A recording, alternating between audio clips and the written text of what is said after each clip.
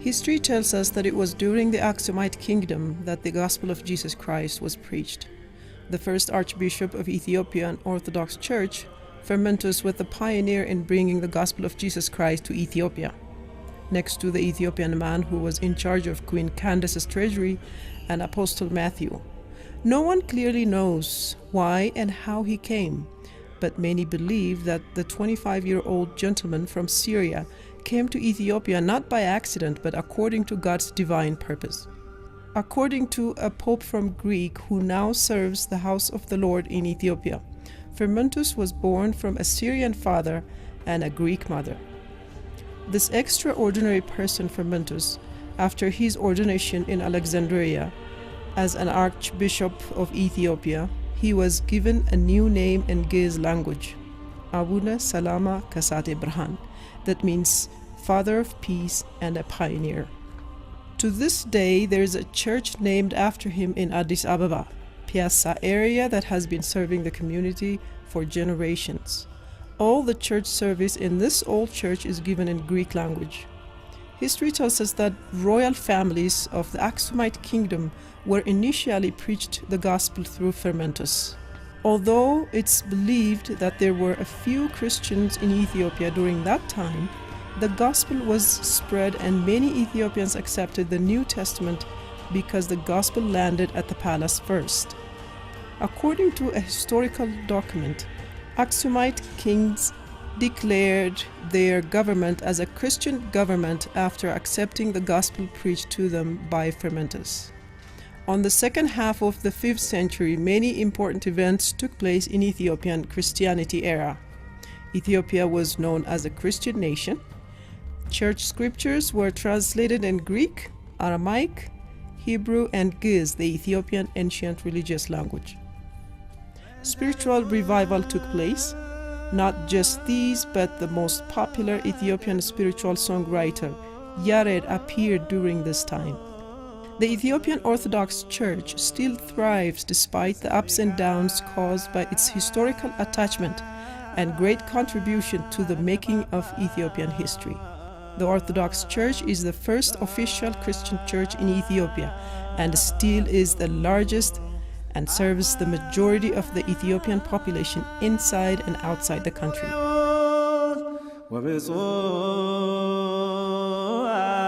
Among countless churches owned and run by the Ethiopian Orthodox Church, Aksum Zion is believed to be the first ever church planted in Ethiopia for the first time. According to many believers, the Ark of the Covenant, which was given to Moses, is also believed to reside in this church. This ancient church could be a living witness that Ethiopia has a history that of 3,000 years old. The most famous church in the world for its unique structural and architectural design in the northern part of Ethiopia is a part of the Orthodox Church. After seeing how big the church is and how it's designed, one can speculate that during that time the people who built it were planning to preach the gospel to the world. Lalibela, the rock-hewn church, even to this day has gained admiration around the world for its architectural beauty because it's carved from one big stone. I wonder if it has some biblical grounds for building a huge church from one big stone. For the last 9 centuries, for all nations that come and go, the building speaks the history of Christ that died for the sinners through its imperishable design and a big cross on the top of the building. Even if people are quiet about the works of Jesus on the cross, the Church of Lalibela speaks loud for generations. It also seems that Lalibela Church speaks on behalf of the kings of Ethiopia. It implies what was important to our nation's former rulers. It provides evidence that what was important to them and how much they valued what Jesus did on the cross. It provides evidence on what was important to them and how much they valued what Jesus did on the cross. It tells us that those powerful warriors surrendered for the works of Jesus Christ.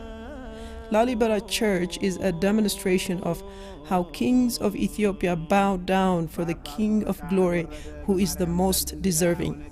It shows us they gave their heart to King of Kings, Jesus Christ, crucified.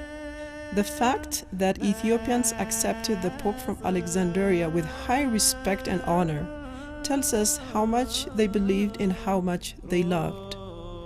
Ethiopia, a country known for constant starvation around the world, has many qualities and societal values that can set good examples to the rest of the world. Ethiopia may not have plenty of food, but Ethiopia is very rich in love and compassion for others. Lalibela Church, which can be seen as a mass media without electricity, that speaks so much about the cross and the love of Christ. The love that is greater than any other love, and also shows that the spiritual and humble beginning of the Ethiopian ancient rulers. The other prominent church in Ethiopia is Qidus Selassie Church, located in Addis Ababa, in the home of the Organization of the African Union. The church is surrounded by the grave of patriots and veterans who fought for their country during the battle against colonization.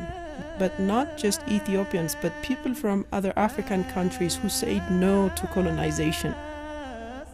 In addition, the church has been a resting place for the remains of many prominent people in Ethiopia, such as religious leaders, former kings, scholars, and people that have contributed to their country. The church also has a library and historical museum that tells the magnificent story of ancient Ethiopia. In this historical country, many religious institutions were established through time. Among those is the Catholic Church. The most influential female humanitarian, Mother Teresa, and Chiara Lubbock, who set the examples worldwide for their generations in righteous acts, are products of the Catholic Church.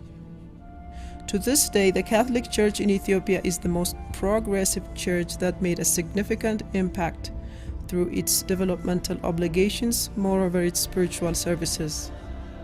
The Catholic Church gets a lot of credit for being a home church for many Ethiopians for generations in urban and rural areas. There are also evangelical churches in Ethiopia. They work tirelessly to equip their nation by the Word of God. Statistical evidences show that the evangelical churches serve the second largest population next to the Orthodox Church. Their goal in their ministry is to spread the good news by producing people who can fly like an eagle throughout the world. Just by looking at how fast these churches are expanding, both vertically and horizontally, one can say these churches have decided to work tirelessly until the Word of God reaches all.